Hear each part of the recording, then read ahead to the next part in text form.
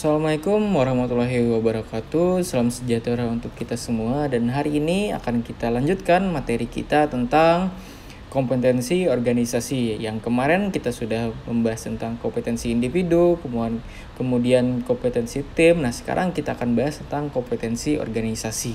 Nah, lanjut saja ke materinya. Organizational kompetensi atau kompetensi organisasi. Nah, apa sih pengertian dari itu? Nah, jadi kompetensi dapat diartikan sebagai suatu kemampuan untuk melakukan suatu kegiatan dengan benar. Nah, kompetensi adalah satu set perilaku yang ditentukan dari memberikan panduan struktur yang memungkinkan identifikasi, evaluasi, dan pengembangan perilaku di masing-masing karyawan. Nah, itu. Kompetensi juga dapat didefinisikan sebagai pengetahuan dan kemampuan untuk melakukan tugas atau peran tertentu. Nah, ada berbagai klasifikasi sehubungan dengan kompetensi itu. Nah, yang pertama adalah kompetensi dasar yang umum dan yang sering digunakan dalam berbagai bidang kehidupan, memberikan dasar pengembangan kompetensi lainnya. Dan yang kemudian tentang kompetensi kunci. Elemen umum dari masing-masing profesi sebagai kompetensi penting dari aspek tertentu. Kemudian kompetensi umum. Kompetensi umum yaitu elemen dukungan umum dan independen untuk keberhasilan sebuah pekerjaan. Yaitu misalnya ini seperti visi misi, keterampilan dalam membuat keputusan, pendekatan inovatif, orientasi masalah, dan kompetensi fungsional itu yang terakhir yaitu keterampilan dan kemampuan khusus sehubungan dengan pekerjaan tertentu. Nah, itu pengertian dari kompetensi atau kompetensi. Yuk lanjut kita di slide selanjutnya. Masuk ke pembahasan selanjutnya yaitu core competencies, yaitu kompetensi inti organisasi. Nah, kompetensi inti organisasi itu merupakan keunggulan potensi yang dimiliki oleh organisasi yang telah dicirikan dalam perilaku terdahulu dalam menghadapi siklus atau kondisi pasar dan sulit untuk direplikasi atau duplikat oleh organisasi lain. Nah, kayak seperti inti lah sesuatu ciri khas. Nah, ketika sebuah organisasi dinilai market value-nya, maka akan dilihat dari kekuatan kompetensi inti organisasi tersebut. Nah, yaitu kekuatan kompetensi inti organisasi itu bisa dibagi menjadi dua. Nah, yaitu soft competency organization atau yang disebut sebagai intangible asset, yaitu aset yang tak berwujud namun memiliki nilai uang. Kompetensi ini meliputi kompetensi kemampuan, talenta, kemitraan, teamwork, budaya kerja, goodwill, reputasi, jaringan, dan merek. Nah, ini soft kompetensi organisasi yang tidak dimiliki oleh organisasi lain dan hanya dimiliki oleh kita.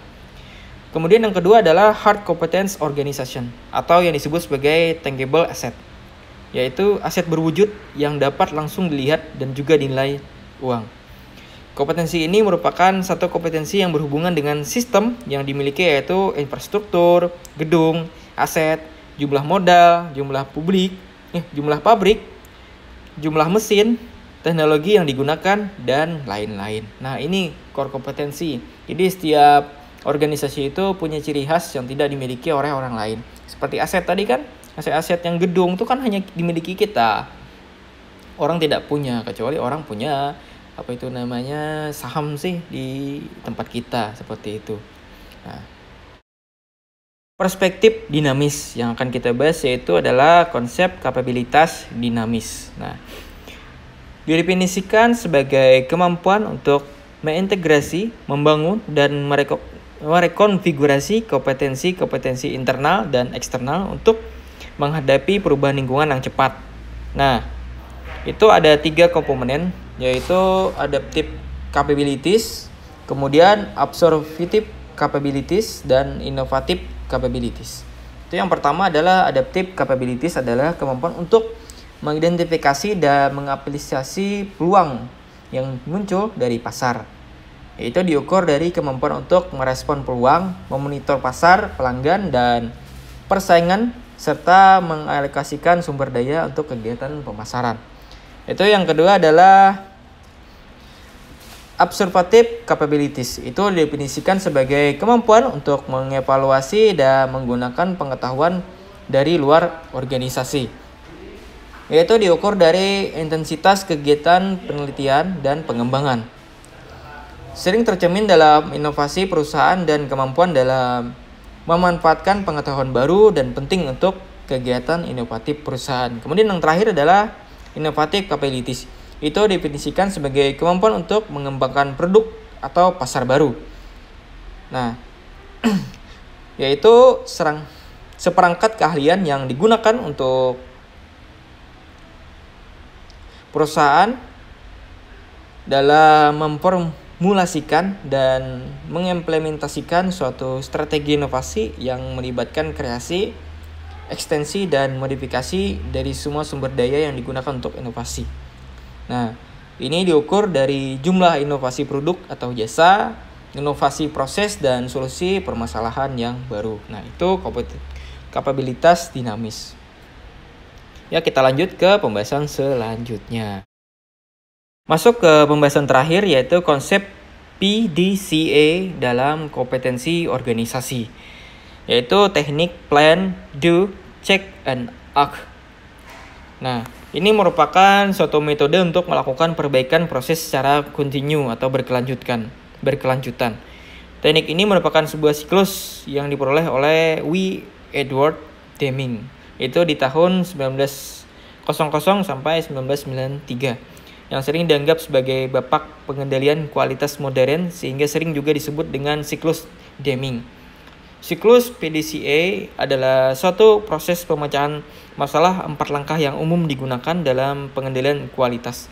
Manfaat dari PDCA itu adalah untuk memudahkan pemetaan wewenang dan tanggung jawab dari sebuah unit organisasi, itu kemudian sebagai pola kerja dalam perbaikan suatu proses atau sistem di organisasi.